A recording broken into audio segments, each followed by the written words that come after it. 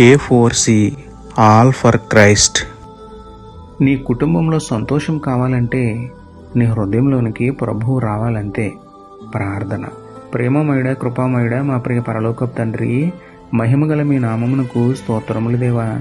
అయ్యా, మీతో సరైన సహవాసం లేక సంతోషం కోల్పోయిన కుటుంబాలను నేడు జ్ఞాపకం చేసుకోండి తండ్రి.